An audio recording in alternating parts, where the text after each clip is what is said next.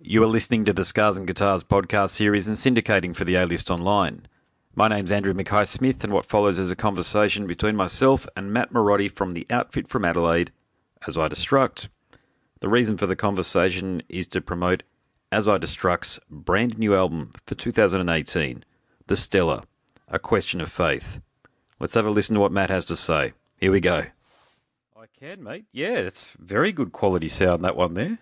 Yeah, cheers, man. I just got a system here going on. So with the ZX, whatever FX50 thing, whatever it is. So yeah, I just got invested into it, and it was all right for us. Yeah. Well, fantastic. Yeah, because what I do is I record these things for my podcast series, but I'm so used to speaking to people on mobile phones and God knows however else, even landlines. It's surprising that people still have them, but occasionally they get offered. But mate, this is going to make for a good episode. With regards to the sound quality, so thank you. It's great. Hey, yeah, you're welcome, dude. Nah, it's all good. Yeah, I mean, I got a podcast doing with my brother, just doing some metal stuff, and it's just these things aren't that expensive, and it, like you said, it makes a difference, doesn't it? So it's good. Yeah, I use a Rode podcaster microphone, and I use something called Skype Call Recorder. That's what it's called. That's a technical term for it, and it's only failed me once when I was speaking to Azza from Frankenbach a couple of years back. But apart from that, it's been going really well, like in terms of the setup I've got here. And of course, I stick with the Model T Ford of software applications, which is recording software applications, which is Audacity. I haven't graduated to Reaper or anything else like that yet because I can drive Audacity with my eyes closed. Yeah, I love Audacity. It's like the most simplest version of just recording. I love it. Isn't it great? It's just so robust. It just works. And you can have as many tracks there as your your storage and your RAM can handle. And I've got a MacBook Air, and I have everything stored off the drive these days because the bloody thing only has 90 gig of hard drive storage. So once I discovered that, it was happy days. But yeah, there was a period of time there where I had to take everything out of that stupid iCloud because it took too long to back up. So That's right. Yeah, it's a terrible setup that Apple have got. I don't know what the hell they were thinking, and because we do quite a lot of travelling into the Philippines and parts of Asia where you don't have internet coverage, it's effectively useless. Yeah, that's right. Yeah, I think that's the assumption, isn't it, from Apple that internet's everywhere. Like this will work. Like don't but yeah, go on. Yeah. Oh, if you're working with people in Western countries, sure, but as soon as you go into literally anywhere else in the globe, it's not the case, and you just take Wi-Fi wherever you can get it, and then it's 200 kilobit upload or something like that. It's not even anywhere near a meg or anything like that. So you're there for hours, and you end up. You've done it, no doubt. You go into a bar because you've uploaded things, and then you have a couple of cocktails or what have you. You're slightly sloshed by the end of it, and you've only got 2 or 3 things done out of the 10 or 20 things you had to do. Yeah, It's a shocker, but mate, I got to tell you, I really enjoy this album, and it was really unexpected that it came through from Firestarter because there's only one other. When I say heavy metal band, work with me here when I say that. I just call all hard rock and stuff heavy metal. I know you guys have a thrash groove thing going on, and actually a Swedeth thing. That's another thing I want to compliment you on because you're one of the first Australian bands I've heard that really nailed the Swedeth and modern extreme metal sound. Amazing. Thank you very much for that. I mean, there's like bands that I have a very strong affection for, and one of the biggest bands is that Moore's Prince Mess band from, I think they're from Finland or something. And sure. Yeah, if you want mellow death metal, I mean, that band is just phenomenal, and there is some of that like scattered through the album, and oh yeah, good stuff. I mean, like everyone, I think to a point has to like listen to In Flames or Soilwork at least once, and that does have a place in it too, but definitely that and Hypocrisy. I just love that stuff, man. It's good stuff. Yeah, actually, I've had a good conversation with Peter from Hypocrisy. He's a damn good guy as well, and I love his production. Yeah, it seems super cool, doesn't he, right? He's just a rad dude. He's the sort of dude, because I'm a big Celtic Frost fan, so I was able to talk to him about the work that he did with Thomas Gabriel Fisher on Monotheist, which came out in 2006, the last ever studio release from Celtic Frost. Of course, it can't happen anymore because Martin Eric Kane passed away last year. So I had 20 minutes or so to talk to him about the tour that he was doing with Pain, but I ended up turning it into a conversation with him about his work with Celtic Frost and a few other things that he was doing, because he's recorded Immortal as well.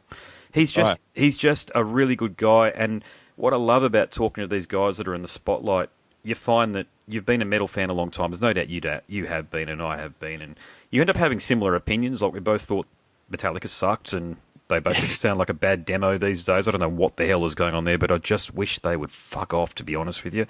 I'm sorry, I know you might have a different opinion, but I'm done. You know, it's just I've gotten to a point now where I was talking to a really lovely lass from Burning Witches. They're a band from Switzerland.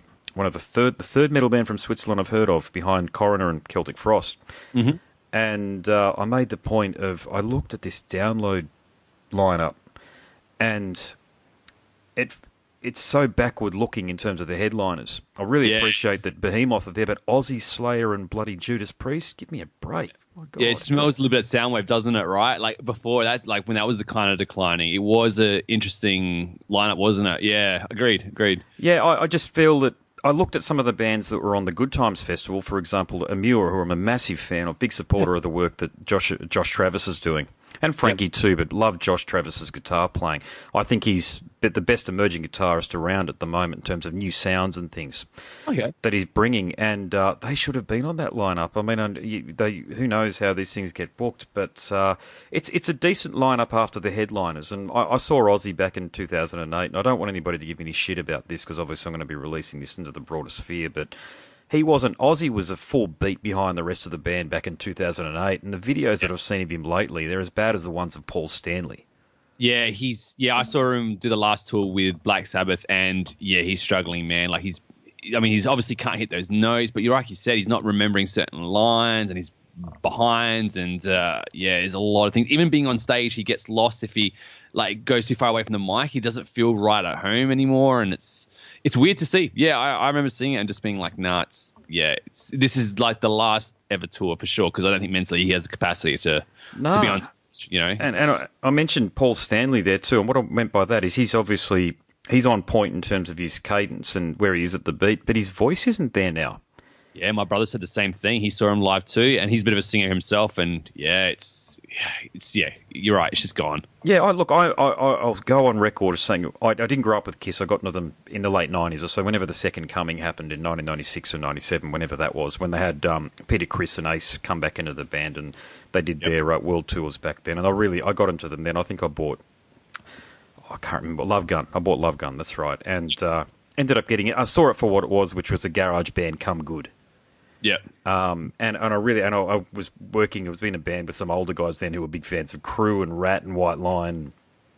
That was really. I love that stuff too. By the way, White Line in particular. Vito Brada's just such an incredible guitarist. God bless him wherever he is now. But yeah, it just the Paul Stanley thing. All these legacy acts, and I've heard some of Rob's stuff recently too. Man, it's not that crap. Rob Halford, I'm talking about. It's not that crash shot either. Yeah, no, fair enough, man. Some of his falsetto is starting to kind of fall off, and there is teasing of the album with him and the guys from Behemoth and even Isham from Emperor. Apparently, there's been that, but that's been teased since 2006. So whatever. Mate, we better talk about your album because I do enjoy it. I genuinely mean that. So, A Question of Faith is the name of that, and I'm going to issue what I feel is a really big compliment. So, I've already mentioned the Sweet Death and the modern extreme metal comparisons there, but to my ears, it's the album that if Matt Heafy had his head screwed on, would have released after he released the excellent album Shogun in 2008, because I really haven't dug the stuff that they've released since then.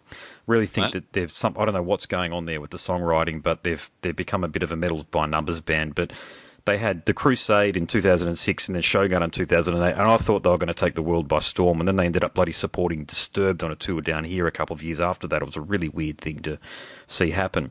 But your music sounds like it could be a natural successor to the work that he was doing on Shogun.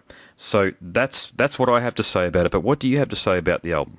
Wow, that's a massive compliment. I mean, that's when Trivium hit the for us growing up, that was a band that everyone was kind of looking at to be the next Metallica of Say It, even though Heafy would say he was really respected by that. Now, whatever happened to that, I'm not sure. But about the band, the interest was definitely to write something that it was kind of like not paying homage to my favorite bands, but really just using their influences and kind of just standing on the shoulders of giants and using that inspiration to go out and then create music that had a certain amount of sadness, but also anger as well. And this album, I really wanted to just kind of have all of those tracks represent a feeling, but also across a broad spectrum. So if I were to ever go heavier in the future, fans would be like, well, they've got certain death metal tracks, so that's not unfamiliar. And if he goes a little bit lighter, then they're going to be like, well, they've got those tracks as well. Smart move, yeah.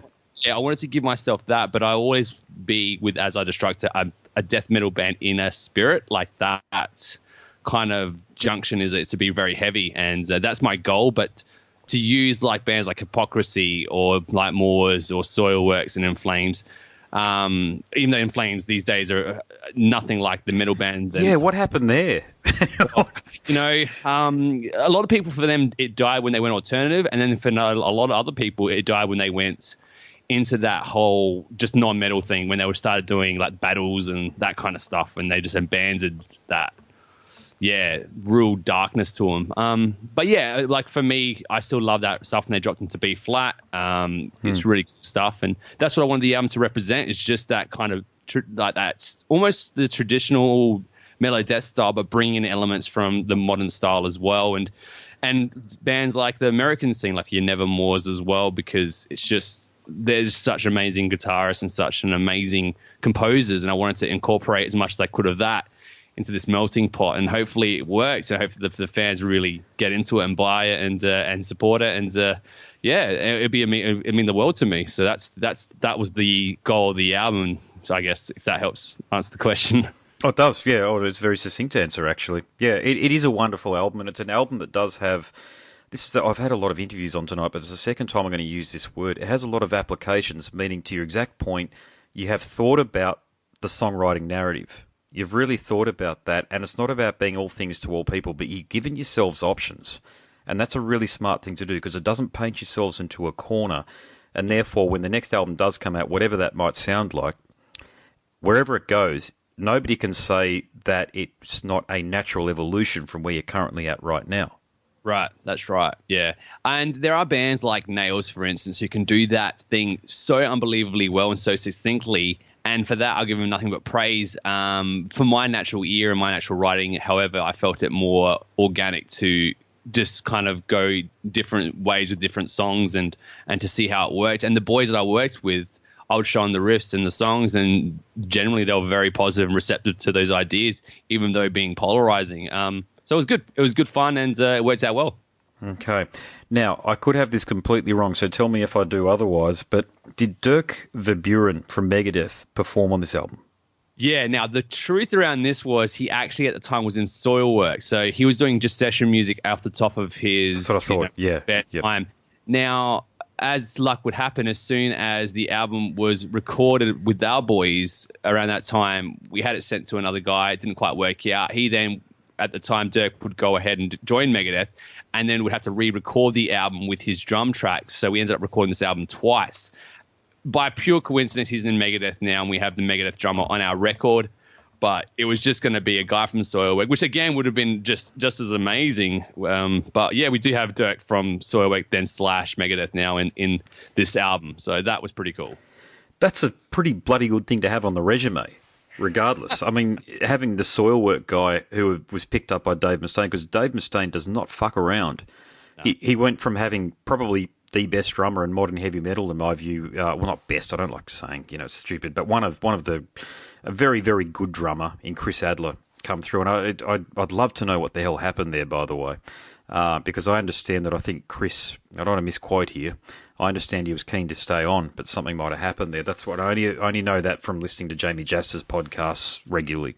I'd love to know what happened there that allowed it to open up for Dirk. But what a wonderful opportunity for you guys. And is it tempting to sort of how you used to buy those albums back in the day, the CDs I'm talking about, and they have a sticker on it saying featuring this member from this band. Is it tempting to lead with that? Because I didn't want to do that. I just wanted to ask you a question about it and then sort of move on. But is it tempting to lead with something like that? Because it's a hell of a thing to say about the album, really, isn't it? It's a wonderful attribute, as I'm talking about.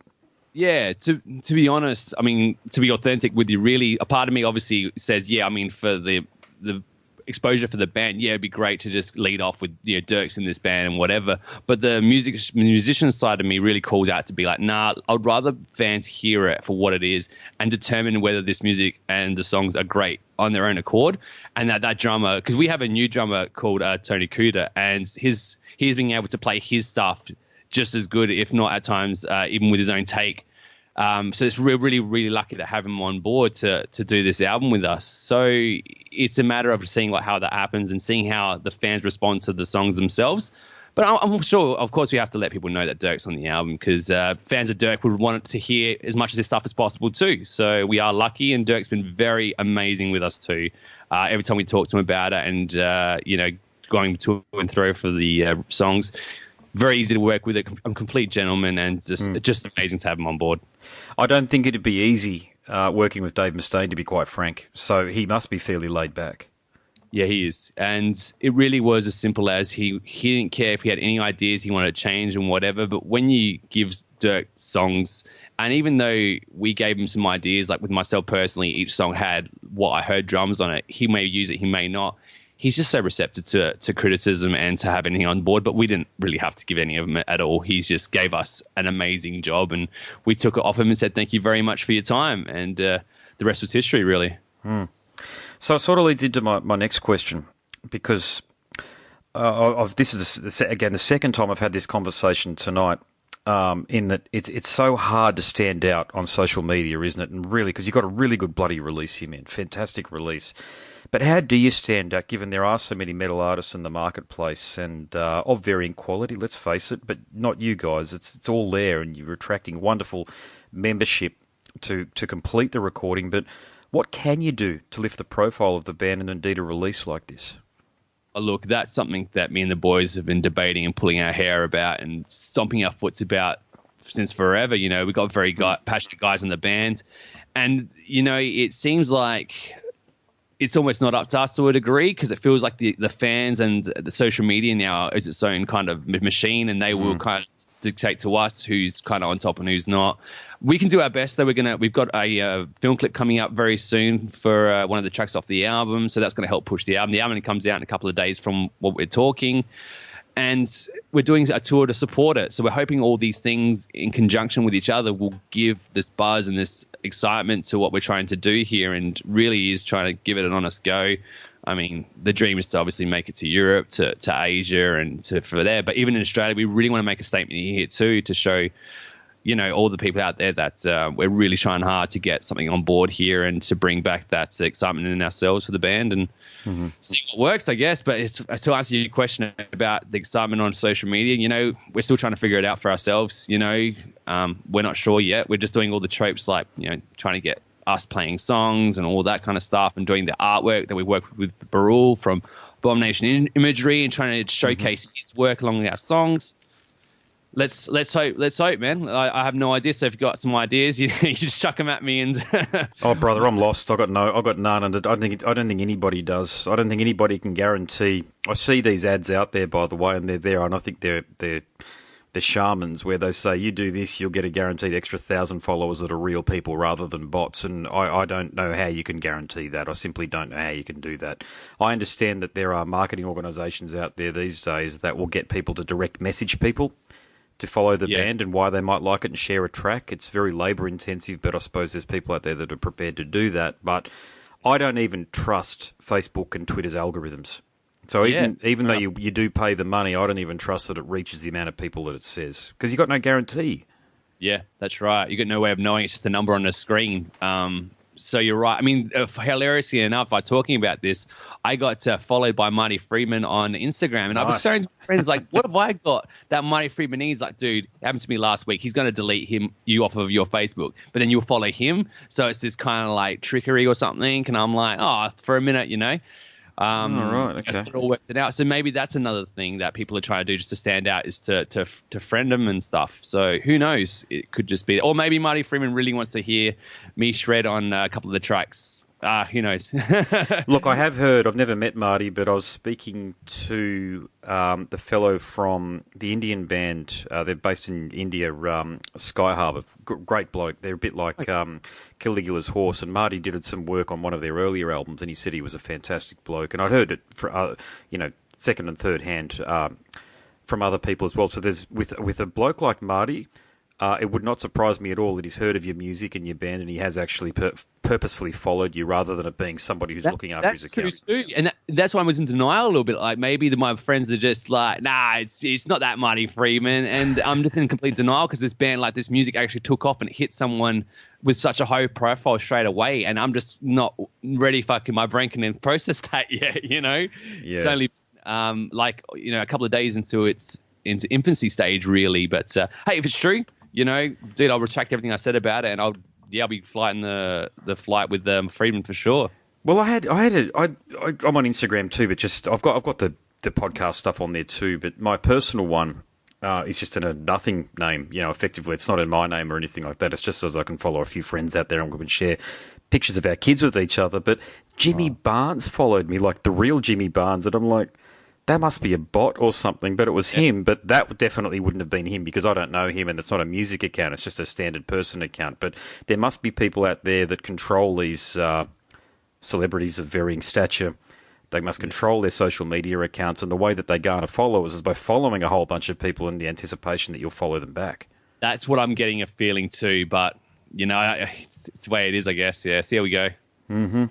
So, Adelaide, you're actually the first musician after I've done well over 300 interviews at this point. You're actually the first musician from Adelaide that I've spoken to. I'm talking about a musician in Adelaide. I've probably spoken to musicians from Adelaide that are elsewhere, but I'm talking about someone who's wearing the Adelaide jersey, so to speak. So, what's the metal scene like there, mate? And what's the music scene like by extension there? Is there a lot of opportunities for you to play, and does it foster a healthy heavy metal scene in your view? The interesting point now, I've talked to guys that I feel are doing quite a service to Adelaide metal, keeping it alive and doing a lot. And I think one guy particularly is Jason North. He does do things like New Dead Festival and Heavy SA, and he works in conjunction with certain things like Army, which is like a heavy metal school. Oh, yeah, I heard of that, yeah. They do quite well. So they really are just kind of helping the young guys kind of come through the ranks and bringing them through it. And they deserve a lot of credit. The scene, Adelaide, though, and I think one thing that they will attest to it is that we're very laid back with buying tickets and supporting metal. So if we don't do anything until the very last minute, and that makes people very nervous, like certain, you know, runners, managers, and, you know, all those guys who kind of run these gigs. So it has scared a few people away, and a lot of bands now are bypassing it. So not seeing some of these juggernauts come to our state, I think, has an effect. I think certain younger guys maybe just don't get the chance of seeing some of this in its flight, and the professionalism and the production that comes with these bigger bands. Maybe it disenfranchises the next level. I'm not sure, but there is still a lot of fight and a lot of heart, and, you know, to a good gig we can get, you know, anywhere from 600 people upwards. But it is a little tricky in Adelaide. We are a little laid back, and maybe a little too laid back at times, and who knows what the future is going to hold. But I really hope that we're kind of finding it again, because in the 80s apparently it was massive, and it did kind of drop towards the 90s and today, but we'll see what happens. Well, some fantastic bands like Cold Chisel have come from Adelaide. People forget that, I think, that it's a real rock and roll city. Well, certainly it's got the heritage of being a rock and roll city. So it's a cultural phenomenon. It's certainly not the first time that I've heard that there is a bit of a last-minute culture there, and as a consequence, because bands and also agents and touring companies rely on pre-sales. They rely on them. So if they get nervous because there's not a guarantee through pre-sales of having an attendance, they simply won't book the city the next time a band comes through Australia.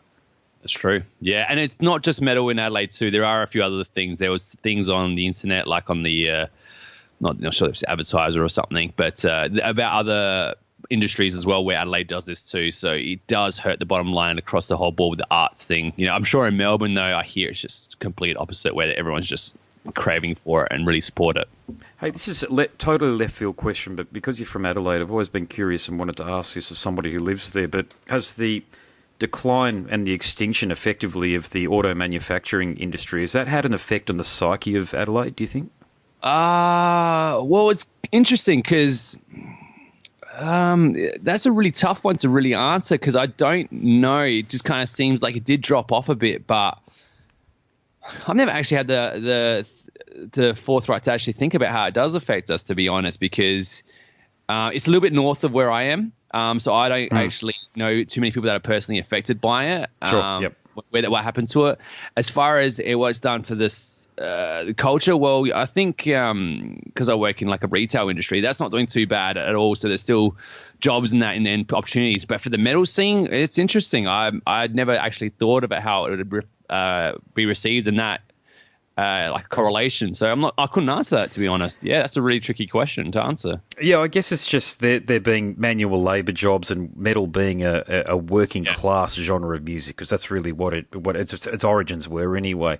I guess it was just one of those things where I thought it might have had some sort of a correlation because, Adelaide did have a thriving music scene. I'm certainly not saying it's because of the not joining the dot, because I don't have any evidence, okay? That's why I thought I'd ask the question, that due to the decline of the auto industry, it affected the music industry. But, it's an interesting one. I mean, it's certainly affected the state's coffers. We know that. The bloody Holden Commodore, Australia's iconic vehicle, along with the Falcon, was built there for 35 years or whatever it was. Yeah, that's right, yeah. So to just upend like it was, and for there to be no replacement, there's a lot of people that are trying to find jobs in other segments of the industry. Yeah, that's true. I've never actually come to think about it, but now that you've asked me, I'm probably going to have to go around now and kind of just plant that seed and see what comes out of it. It's actually really interesting. Never actually come to think of it too. I'll get back on track with the music. So you are you are a very good guitarist based on what I've heard on the album here, A Question of Faith. So what inspired you as a guitarist to pick it up? Was it the Randy Rhoads, J.K. Lee thing, or was it something a bit heavier?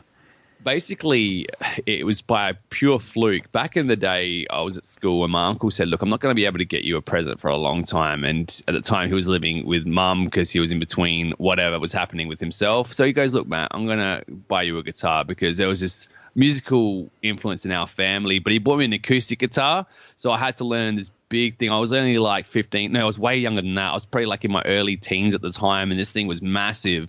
So I got onto it, and then I dropped it because it was just too hard to play, and it wasn't really an extension of what I wanted to do.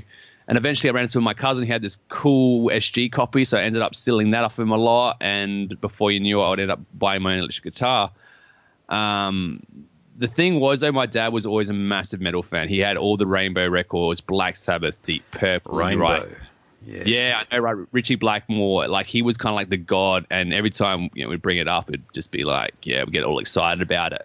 So that would be the kind of start for me, and then from there, I'd go ahead and find myself going back into metal in my mid-teenage years, listening to bands like Opeth, Pantera. Metallica was a bit of a bridgeway, but didn't last very long. And then I went on to, from there, it just went crazy. Nevermore. When I heard Nevermore, it changed my life forever, though. When I heard The Godless Endeavor, when it first came out, I'll then go ahead and just try to find as much metal as possible, because I'm like, this is what I've been searching for forever. That riff and that combination of magistry between soloing and tight-ass grooves and just this amazing presence on the record. And from there, it just took off. I had a really good conversation with Ronnie Romero, who's Richie's singer in the new version of Rainbow, not that long ago. He's in Spain. He's a Chilean national, but he's living in Spain. And he went real deep with me, because I love Richie's playing. I listen to Rising quite a bit. Yes. Cozy Powell's drumming, I think he's just the greatest drummer. I could listen to his drumming isolated alone. Yep. I've had a few conversations with Bob Daisley, who was the Australian who wrote a lot of Ozzy Osbourne songs, uncredited, of course, but credited sometimes. But right, yeah. What did he do? What kind of songs did he write? Most of them through the 80s. It turned out certainly all of the lyrics and a hell of a lot of the music. But because of the arrangement that Ozzy has with musicians, Ozzy gets credit, and the musicians, they either don't see much money or... Yeah, he actually tried to fight it through the courts. It's a pretty shitty story, all things considered. It's probably put me off Ozzy, I've got to tell you, altogether. How much do you think it was him or Sharon? I just kind of feel like she's just kind of pulling the strings a bit, because I think Ozzy's just too out of it sometimes, like with his... Well, he's got to... Yeah, I initially thought blame Sharon, but Ozzy's got to know what's going on, otherwise he's willfully negligent. And that's the same thing. So he'd be knowing, and I've spoken to Zach Wilde too, but I didn't ask him about that. I did talk about what relationship he had with Bob, and he had all the time in the world for Bob, and he said it's a real shame that he and Ozzy, Bob and Ozzy, have had this falling out, but you can fucking understand it because it's a guy's bread, man. It's his money. And Yep. those lyrics on those first two iconic albums, Diary of a Madman and Blizzard of Oz, they're Bob's lyrics, man. They're not Ozzy's. Ozzy doesn't write lyrics. And the music, even though everybody thinks it was Randy, that's Bob. Wow, that's interesting. Cool, Yeah. cool. And Yeah. and it's well, it's a collaboration. Okay, so I shouldn't say it's all Bob, but it's a collaboration between Bob, Lee Kerslake, and Randy, and that will never happen again. And those two albums I listened to death. By the way, I still love Little Dolls, the track on Diary of a Madman. But I also really love the stuff that Bob did with J.K. Lee on A Bark at the Moon and The Ultimate Sin. Even though Bob wasn't on The Ultimate Sin, as in recording, Phil Susan came in for that. He still wrote a lot of the music and also the lyrics. Okay. So he was right there through the 80s, but there's some really good... I'll talk about Rainbow for a sec, because there's some really good videos online of Ronnie James Dio, of course, fronting Rainbow in the mid to late 70s, and Bob singing behind him. I didn't know Bob had such a great singing voice, but there's Cozy up the back there, that massive rainbow, that electronic rainbow that they had above them that would have cost a fortune to carry around with them. Yeah. It's just beautiful music, man, to listen to. It just, God, if I have a couple of bevies, man, you know what I reach for. Yeah. It's that perfect reach of nostalgia, but it's not like with your roasting to the glass. It's just like doesn't age that stuff. I listen to it now and just like the amount of emotion that pours out.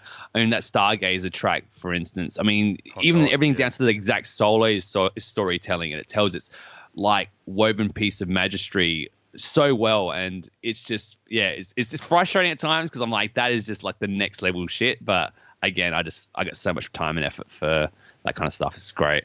Oh, I think Richie Blackmore's the greatest heavy metal guitar innovator of all time. I know people go on about Tony Iommi. I get all of that. I understand all of that. But Richie has been overlooked as a heavy metal innovator. He's sort of looked at as a bit of an eccentric because of his interest in the occult and what he did with Blackmore's Night, and he went into medieval music. But his guitar playing for mine, especially recently, the stuff he's doing with Ronnie Romero. Ronnie's a wonderful singer, mate, by the way. He's really picked well. Yeah. Richie there. But I'd love to see them down here. And the stuff that Ronnie was telling me was, it's interesting talking to a guy in the band, and you establish rapport, and after sort of 10, 15 minutes or so, they can tell you're not trying to dig for any dirt and trying to ask, what colour undies he wears or any stupid questions like that. But talk to me about this rhythm section he's got, for example, because they're from Blackmore's Night, the drummer and bass player. And I thought, oh, God, because they don't look the part, let me tell you. But he assured me that they're the real deal and they're wonderful musicians and they are absolutely contributing to the legacy of Rainbow by the work that they're doing. And it's come from the guy that's in the band, so you've got to take it. Yeah, definitely. Actually, me and my brothers went to go to Birmingham to see the reunion gig because we were so like, unbelievable. Like, this is the moment. Really? So we threw down money and went to go to Birmingham, completely other side of the world, massive flights, but it was totally worth it, man. Like, the amount of hearing him sing live, it was like, dude, that's like Dio. Like, and it's just amazing. It was an amazing performance. The big Rainbow was there as well, doing its thing. Oh, man. And the only criticism I'll give is there was a lot of Deep Purple songs because it was really the Richie Blackmore night. They said Richie Blackmore was Rainbow, but that wasn't completely true. It was a Richie Blackmore experience. So you got a lot of Deep Purple. Oh, is that right? Okay. Yeah. It's just fun. You expect it. But I was like, oh, man, I was really going to hear, certain tracks. But nevertheless, I wasn't disappointed that night, I can tell you. That's really impressive. Yeah, I wish I'd seen it. Yeah, I wouldn't have thought to go over there because I've got young kids these days and it's very hard for me to... I was at the time I was working for Telstra and I was working bloody big hours and playing music on the weekends. It was burning the candle at both ends, literally, and I couldn't have done anything. And I've only just gotten out of all of that. Now I'm at uni full-time studying, so I've got a bit more time back. But yeah, that's really awesome that you're able to go over there and see it because I don't know whether he's going to get the opportunity to come over here. I have no doubt he deservedly probably asked for a lot of money to perform, and I don't know whether a promoter or a touring agent would actually put up that kind of money to bring him over here. Yeah, you're getting for a certain taste and a certain vibe, I guess, as well. So that would be risky, but I'm sure Melbourne and Sydney can hold them for one night and have some sort of beautiful theatre so that it gets the sound production it really deserves as well. But who knows? I wonder what he's thinking not playing a lot of the Rainbow tracks because to be frank with you, man, I like Deep Purple, but they're nothing like what I feel toward Rainbow. Yeah, that's right. I didn't know. That was a little strange. I mean, I get it because I think Richie Blackmore just wanted a reason to play metal again, and I think that he really wanted to play those Deep Purple songs, and the band was never going to argue with him. So I don't know. I felt like that was kind of his thing. He wanted to do his thing, his songs. But under the Rainbow moniker, I think, because Deep Purple's still going around, so I don't think he could call it that or anything. So that's only my pure speculation, however. Yeah, okay, no, that's fair enough. Well, it's an informed opinion, and yeah, it's fantastic you're able to go and see them. I'm only watching the videos online and YouTube, and I really feel fortunate to be able to chat to a lot of these guys, like Ronnie as well. He was a really good guy, really good, really in tune. Talked to me. You can have a listen to the episode, but one of the things that he said to me was that I think he said, I won't misquote him here, but I think he said something along the lines of, Richie asked me if he wanted to have some beer over dinner or whether he wanted to have some ice cream later on, and Ronnie Romero's a big fan of ice cream, as it turned out Richie was as well, and he thought that might have been one of Richie's tests for him. So all the nuances that you get about the guy, because you hear he's very eccentric, I read about him in Lita Ford's book as well, because apparently they had a relationship through the 80s. Okay. According to a book there, and she alludes to him having some clairvoyant insight. Okay. And it was really fascinating read, actually, that Lita Ford book overall. Anyway, if you're looking for a bit of a rock and metal bio to read there, but Richie's a fellow that fascinates me. It must be said, and that's only happened in the last few years. Actually, I was never a massive Rainbow fan. I was always aware of. I followed the work that Bob Daisley did because I'm a bass player and I was always a big fan of Bob. But Rainbow were the last frontier for me, and I've finally got into them in the last couple of years, and I find a lot of their material absolutely essential. Yeah, sure. Agreed. Yeah, it's kind of like the skeleton and the framework for heavy metal, and it's more to do with the way that not so much the sound now, but the way that a song's written and the passion that goes towards each sort of instrumentation and the singing and all that as well. And yeah, the delivery and the performance is just phenomenal. And for that, on a production that I think is at the time was great too. It's the whole package, man. Yeah, and it's you're spot on. You're spot on with what you said too, mate. You actually, you get it, because to me, Rainbow was the first genuine heavy metal band. See, to me, Black Sabbath still have a lot of blues in it, as do what Led Zeppelin do as well. But they're not really heavy metal; they're more like a big bombastic rock band. But Black Sabbath, to me, particularly the earlier material, was really just hard blues. Yeah, fair cool. Whereas the Rainbow stuff, to me, is that final jump for the first time into something which is identifiably and categorically heavy metal. Yeah, especially the classical influence as well. That cannot be understated. Like, bands would then go on, and the sounds, throughout the history would just go on and try to emulate it or just basically steal it. And it's fine, because I would try to too if I was them as well, because it's good stuff. Like I was saying before, just standing on the shoulders of giants, man. Like, you can just tell why people would be influenced by the guy just by listening to a record. Indeed. All right, mate, I'll make this my last question. I hope you don't mind, actually. I know I've talked about a lot of different things here, but you're a smart guy, clearly, and you're articulate, so I thought it was... my conversations tend to go all over the shop, in case you couldn't tell. But a question of faith. How can... you're obviously on Facebook, because I've liked your Facebook page, but where else can people listen to your music and order CDs and T-shirts through? Well, we have got our stuff on Nervegas, so nervegas.com.